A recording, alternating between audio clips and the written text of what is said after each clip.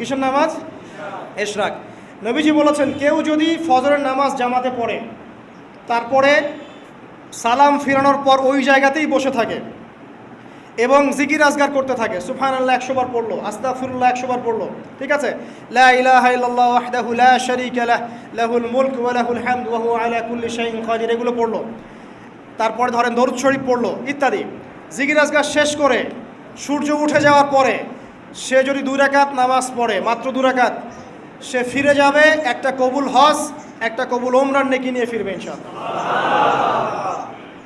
আরেকটা নামাজ আছে, যদি পসিবল হয় পড়তে পারেন, 8টা থেকে 10টার মধ্যে পড়ে ফেললে ভালো, এরপরে সূর্য উঠে যায়, সূর্য গরম হয়ে যায়।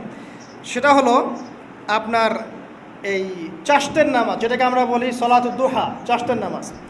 আমরা অনেকে রিজিকের সমস্যায় ভুগি না, দারিদ্রতা, রিজিকের সমস্যা, আমাদের অভাব,